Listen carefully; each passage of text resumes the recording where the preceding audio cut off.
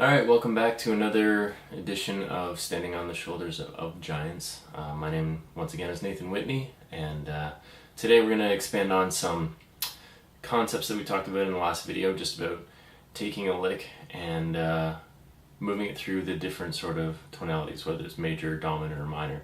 Today we're going to start with a minor lick, and then in upcoming episodes we're going to take this minor lick and move it and make it dominant and major as well. The inspiration for this lick comes from this video. In intervallic rock, it's all about making big leaps as opposed to going scalar like this. We're going to skip notes in the scale to create and I'm going to do some pretty big intervals. So the lick sounds like this. 1, 2, 3, 4. Alright, so 1, 2, 3, 4. A little bit quicker. Alright, pretty slick, I think, at least. And it works really good over rock or funk or pop or whatever, really.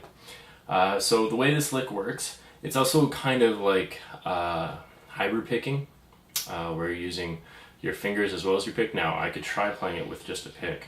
Never actually done this before. Let's see how it works out. Yeah, so it will work. You could like hammer on, but I just like the way the hybrid picking with the fingers goes. Gives it a little more plucky and syncopated almost in a sense. All right, but let's work through this lick. So we start. It's a D minor lick. It could work in C minor or B flat or G minor. So it's transposable, which is killer. But we're going to do it in D minor because it's the saddest of all keys. And what's going to happen right now is we're going to start on the 5th fret of the A string with your first finger. And we're going to hammer on to the 8th fret of the 5th string with your pinky. Or you could do it with your 3rd, whatever's most comfortable. And what we're going to do is sort of flatten our first finger down so it's playing the 5th fret of the 3rd string. And what we're going to do is do this plucking motion with I'm using my middle finger. So it's pick, hammer, pluck. Cool? Cool. And this is a good thing to practice because you can incorporate this motion into other licks, like or that sort of thing, right? But just for this one, we're just going to do this 3-step motion. Pick, hammer, pluck. The next step in this lick is the exact same motion, but just changing the strings. So we're going up to the 5th fret on the 4th string, pick, hammer with your 3rd finger down onto the 7th fret of the 4th string, and then pluck with your middle finger on the 6th fret of the 2nd string, so on the B string there. So the whole lick, the first 6 notes sound like this. Cool? Next one is a little bit different fingering with your left hand, but it's the same motion with your right.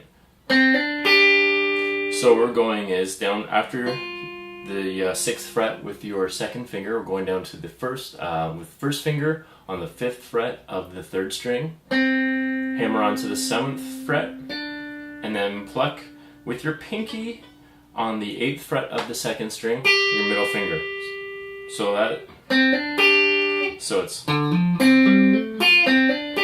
this last step is the last part of the lick where there is no string skipping. The first 2 3-note sections, you're skipping a string, skipping a string, no skip. And then the next part, there's no skip as well. We're going, after hitting the G on the 8th fret of this 2nd string, we're going down to the 5th fret with our first finger, 6th fret with our 7th, so that's a hammer. And then with your pinky, you're up on the 8th fret of the high E string, the 1st string, and then you're going to slide up to the 10th fret.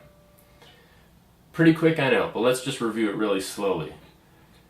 5th, 8th, and 5th on the 3rd string. 5th, 7th, and then 6th on the 2nd string there. 5th, 7th, 8th with your pinky. 5th, 6th, 8th, alright, and then sliding that up. Now you can play this pattern in a couple different ways. You can play it like triplets, like da da da da da da da da da, or like 8th or 16th notes, like 1E and a 2E and a da da da da da da da. So it could be like 1, 2, 3, 4, triple and triple. 2, 3, 4, 1, 2, 3, 4, 1. And that's really cool the way it lines up right, like first beat to first beat, or it's a 4 beat pattern when you're playing it with triplets like that. Now if you're doing it with 16th notes, it ends up only being a 3 beat pattern. So it could be like a 1, 2, 3, 4, 1E and a 2E and a 3E and a 4. Now if you start on the second beat of the bar, if you're in 4/4, this last note, the high D on the E string, will end up being on the first beat of the second bar, which is pretty cool. So if you're like 1, 2E and a 3E and a 4E and a 1. Alright? So once again, let's review this lick. Let's do it in just 8th notes. So it's 1 and 2 and 3 and 4 and 1 and 2 and 3, 4. Okay? 1 and 2 and 3 and 4 and 1 and 2 and 3, 4. Alright, once again the picking is pick, hammer, pluck. Pick, hammer, pluck. Pick, hammer, pluck. Pick, hammer, pluck. Slide. Cool? Now if you take a little backing track like this. Alright. Oh yeah, that's some hip MIDI sounds. Ooh, ooh.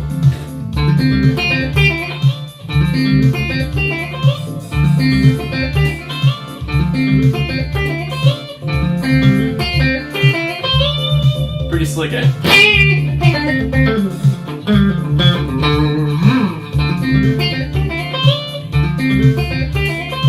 You just can't keep on jamming this out forever and going to triplets. Once again, if you have any questions or comments, feel free to email me.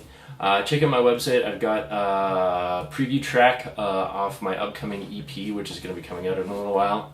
Probably end of September, beginning of October. Check that out. Download it. Share it with your friends.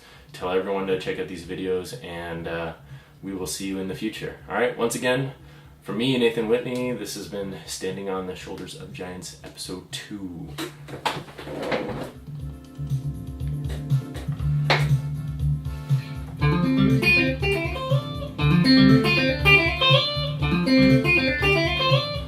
Oh yeah.